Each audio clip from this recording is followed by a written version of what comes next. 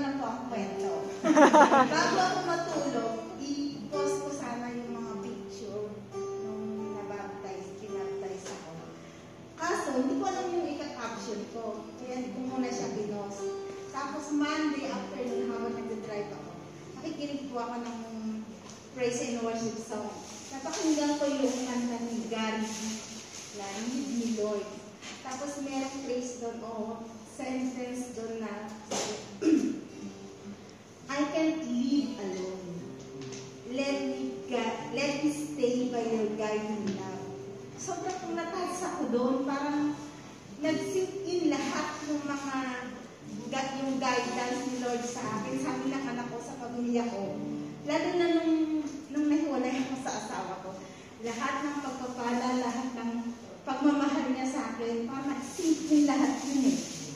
Na sobrang, nung nahiwalay ako, sobrang kasi kung pagod, hirap na hirap, physically, emotionally, financially. Then, dan, inayos niya yun. Parang, Lord, hindi ko pala kaya mabuhay ng wala. Dito ka lang, ito ka lang sa tabi ko. Tapos, nagkwento ko sa inyo dati, di ba, nung after 2.5 years, nahiwalay ko ako sa asawa ko, nagkaroon ako ng bahay.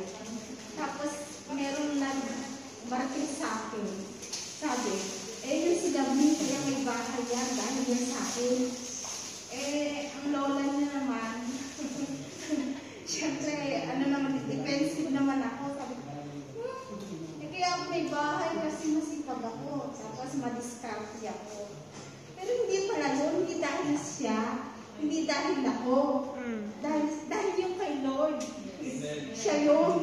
Walang mataas sa aming dalawa, walang magaling sa aming dalawa. Si Lord lang amazing, di ba? Amen. Tapos, nagkwento ka kay Mika na question and answer kami. Sabi niya sa akin, Ate, what is life to you? To you, sabi niya sa akin. Sabi ko naman, life is a journey. Not a competition, parang gano'n. Pero after nung pag-uwi ko ng bahay, bago ako matulog, tapos nakikinig ulit ako ng worship song, bigla na nang pumasok sa isip ko na life is all about God. Amen. Di ba? Tapos yun, sabi ko, Lord, thank you. Tapos, di ba kaya nga, kaya tayo dito siya, lumikha ng bago, andyan na siya dati, di ba? Kaya kung ano man yung nangyayari sa atin ngayon, kung ano man yung pagpapalang na binibigyan niya sa atin, dahil dun sa Kanya. Amen.